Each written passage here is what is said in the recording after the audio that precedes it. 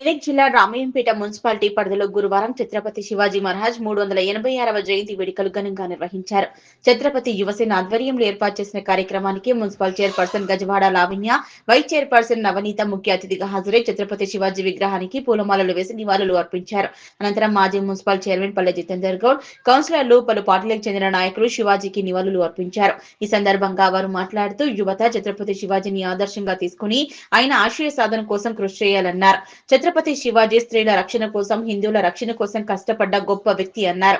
ఈ కార్యక్రమంలో municipal chairman Lavanya Nagaraju Gupta, vice chairman Navaneetha Ganesh, కౌన్సిలర్లు చౌదరి చరిత, శంకర్ గౌడ్, శివాజీ మహారాజ్ కమిటీ సభ్యులు నవాత్ మహేష్, బుందుగుల రాజు, దొమ్మకొండ శ్రీనివాస్, దొమ్మకొండ రాములు, విశ్వ హిందూ పరిషత్ పబ్బ సత్యనారాయణ, దామోదర్ రావు, నరేందర్, మద్దెల రమేష్, ఎస్కే అహ్మద్, జొన్నల బాబు, ఉమా మహేశ్వర్, బీజేపీ పట్టణ అధ్యక్షులు అవినాష్ రెడ్డి, చింతల శేఖర్, దామోదర్, యాదగిరి, అనిల్, కార్తిక్, బాను, అనంతలక్ష్మి, లావణ్య పాల్గొన్నారు. శివాజీ జయంతి సందర్భంగా మా హిందూ బంధువులంతా విశ్వ హిందూ పరిషత్ ఆధ్వర్యంలో మా శ్రీమూర్తులు మరియు మా సోదరులంతా వచ్చి ఈరోజు శివాజీ జయంతి ఘనంగా జరుపుకున్నాం. ఇలాగే వచ్చేసారి శంభాజీ జయంతిని కూడా జరుపుకోవాలని కోరుతున్నా. మరియు వచ్చే కాలంలో ప్రధానమంత్రి మన నరేంద్ర మోడీ హయాంలో విశ్వ హిందూ పరిషత్ అంటే విశ్వమంతా హిందూ దేశంగా రాబోతుంది.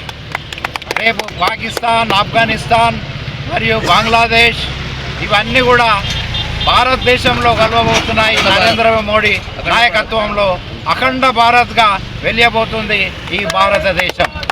మీరు యువకులంతా శివాజీ సేన తయారై మొత్తం భారతదేశాన్ని పాలిస్తారని నేను అనుకుంటున్నా.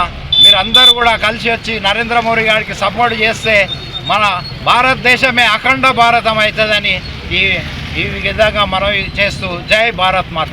రామయ్యంపేట పట్టణంలో ఛత్రపతి శివాజీ మహారాజ్ జయంతి సందర్భంగా మా యొక్క హిందూ సంస్థల ఆర్గనైజేషన్స్ అదేవిధంగా కార్యకర్తలు పెద్ద ఎత్తున ఈ యొక్క కార్యక్రమాన్ని ఘనంగా నిర్వహించుకోవడం జరిగింది.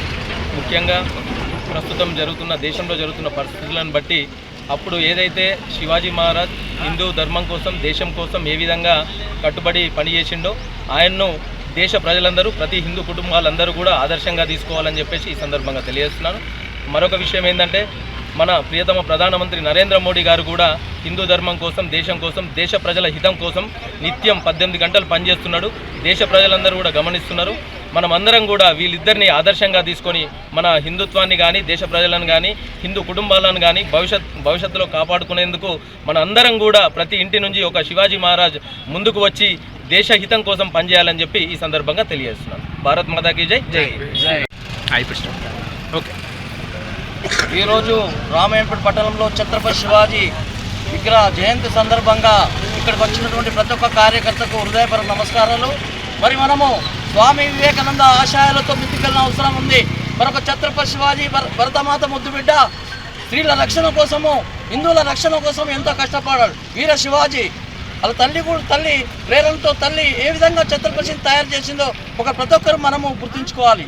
మన పిల్లలను కూడా అదే స్ఫూర్తితో మన తల్లులు ఆ రకంగా పెంచాల్సిన అవసరం ఉంది. మరి మనం స్త్రీలను గౌరవించుకో అవసరం ఉంది. స్త్రీలను కూడా కాపాడుకునే అవసరం ఉంది. మరి మన దేశాన్ని కూడా కాపాడుకోవచ్చు. మన దేశ రక్షణ దేశ రక్షణ యువతలో ఉంది. యువత ముందుకు రావాలి. ఏ పార్టీ దేశ రక్షణకు ఉంటుందో ఆ పార్టీకి ఓటు అవసరం ఉంది. యువత ముందుకు రావాలి. మన రాష్ట్రాన్ని, మన రామయ్యంపేట పట్టణాన్ని, జిల్లాను కూడా దేశాన్ని మార్చే భవిష్యత్తు యువతలో ఉంది. కాబట్టి యువత ముందుకు రావాలి.